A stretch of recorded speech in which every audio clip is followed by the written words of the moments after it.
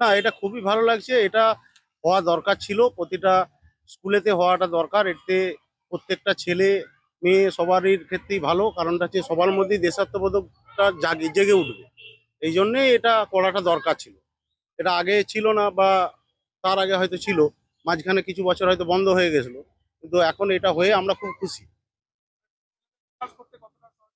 হ্যাঁ, অনেকটাই করবে, এতে ছেলেদের অনেকটাই উপকৃত হবে এবং ওরা দেশের প্রতি অনেকটা কনসাল্ট হয়ে পড়বে। আমার নাম অভিজিৎ ঘোষ।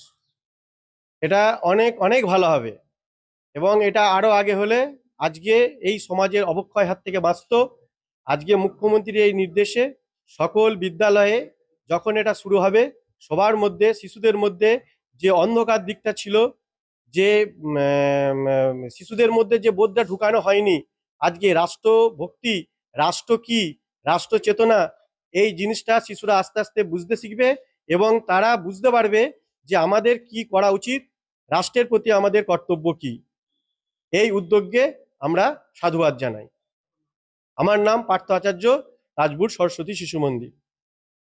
এর প্রভাব তো অত্যন্ত গভীর, এবং আমাদের যে লক্ষ্য, রাষ্ট্রভক্তি সম্পন্ন, হিন্দুত্বনিষ্ঠ আমাদের যে নাগরিক নির্মাণ, সেই নাগরিক নির্মাণের প্রথম সোপান দেশপ্রেম, দেশাত্মবোধ।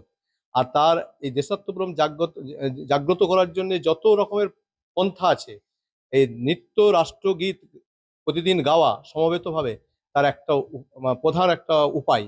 আর এই যে ব্যবস্থাটা জারি হচ্ছে, মানে জারি করার জন্য উনি অনুরোধ করেছেন মাননীয় মুখ্যমন্ত্রী, আমরা এটা সাধুবাদ জানাই।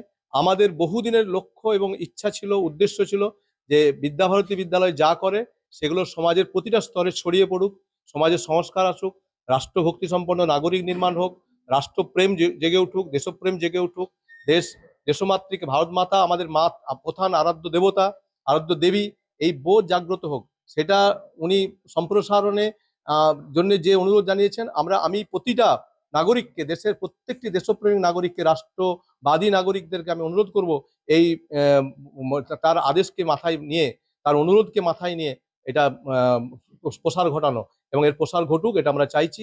এর মাধ্যমে দেশের ভারত মাতাকে মা হিসেবে আমরা নিত্য পুজো করার যে দেবী হিসেবে কল্পনা করতে পারবো, এবং ভারত মাতা আমাদের আরাধ্য দেবী হবেন এই আশা রাখবো।